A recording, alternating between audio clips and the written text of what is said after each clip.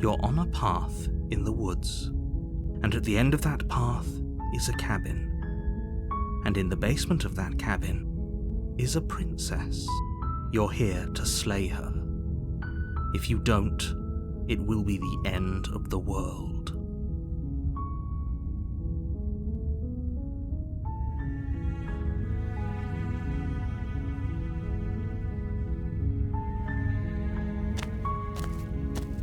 You make your way up the short path to the cabin.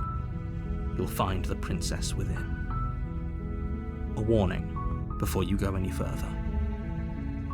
She will lie, she will cheat, and she will do everything in her power to stop you from slaying her. Don't believe a word she says. We're not going to go through with this, right? She's a princess. We're supposed to save princesses, not slay them. Ignore him. He doesn't know what he's talking about.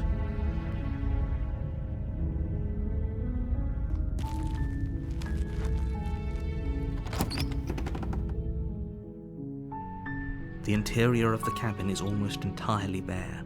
The air is stale and musty, and the floor and walls are painted in a fine layer of dust. The only furniture of note is a plain wooden table. Perched on that table is a pristine blade. The blade is your implement. You'll need it if you want to do this right.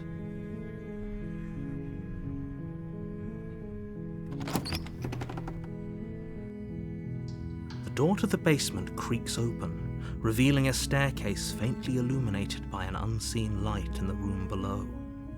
This is an oppressive place.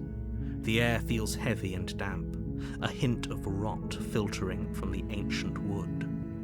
If the princess really lives here, slaying her is probably doing her a favor. Her voice softly carries up the stairs. Hello? Is someone there? It's hypnotizing. It's the kind of voice you only have to hear once to remember it for the rest of your life. Don't let it fool you. It's all part of the manipulation. You're playing a dangerous game by coming here unarmed. How many times do I have to tell you how dangerous letting her out of here would be before it finally sinks in? Wait, really? You're here to rescue me? I was starting to think I'd be stuck down here forever. Come downstairs. I want to see the face of my rescuer.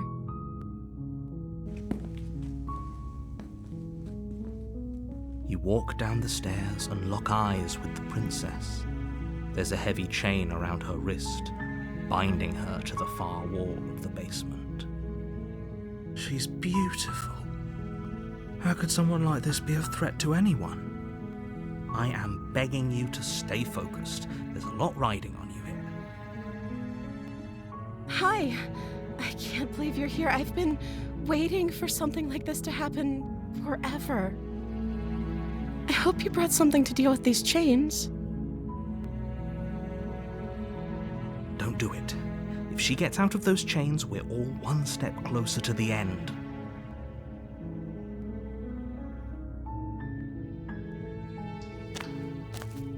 You're only making this more difficult. Thank you. Thank you. You're making a huge mistake.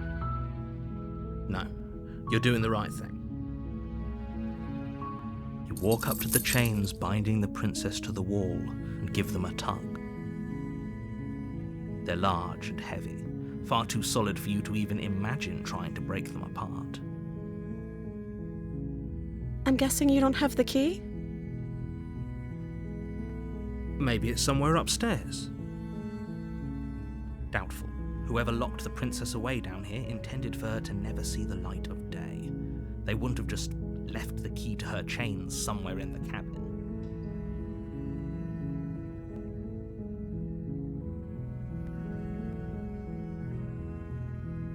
Okay. I'll be here. Good luck. You attempt to make your way out of the basement, but the door at the top of the stairs slams shut. You hear the click of a lock sliding into place. Is someone else here?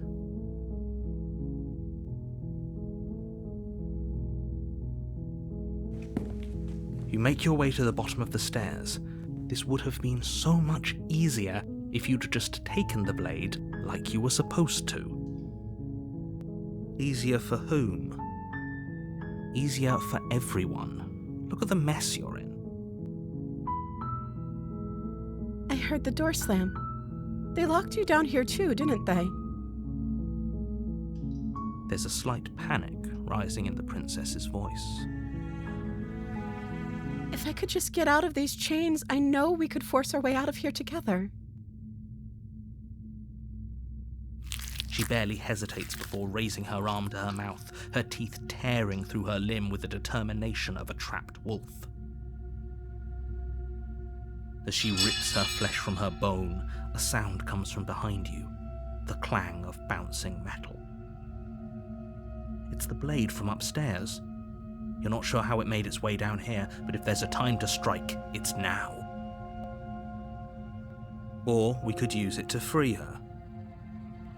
You won't like what happens if you do that.